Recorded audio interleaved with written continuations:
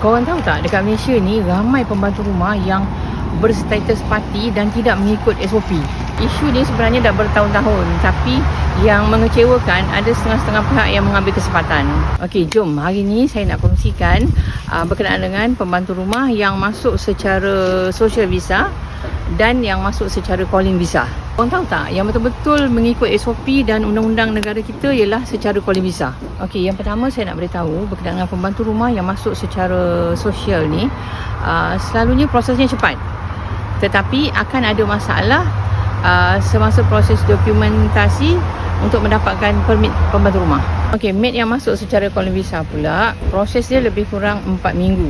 Okey, sebab dia melalui proses dokumen yang agak leceh, yang melibatkan Jabatan Tenaga Kerja, yang melibatkan Kedutaan Besar Republik Indonesia, yang melibatkan immigration.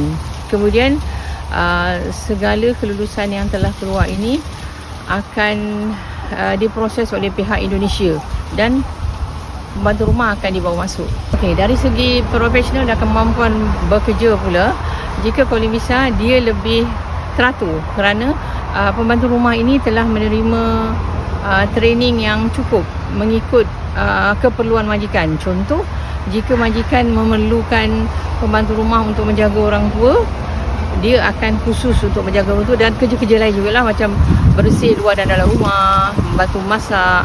Kalau jaga bayi, dan dia akan khusus untuk menjaga bayi. Okey, berbeza pula dengan pembantu rumah yang masuk secara social pass ataupun turis ni, kadang-kadang dia tak tahu pun tugas utama dia sebagai apa. Jadi bila dia masuk ke rumah majikan, dia macam blur.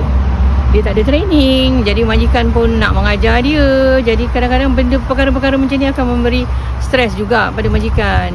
Okey, kami sebagai agensi yang sudah berpuluh-puluh tahun berpengalaman dalam bidang ini, okey, sangat-sangat advise majikan, jika hendak mengambil pembantu rumah, ambillah daripada agensi yang berdaftar. Sebab pembantu-pembantu ini telah dilatih secara khusus di Indonesia. So, kami agensi Al-Amin berbesar hati untuk membantu pihak-pihak majikan di luar sana yang memerlukan pembantu rumah. So, jangan lupa DM kami sekarang.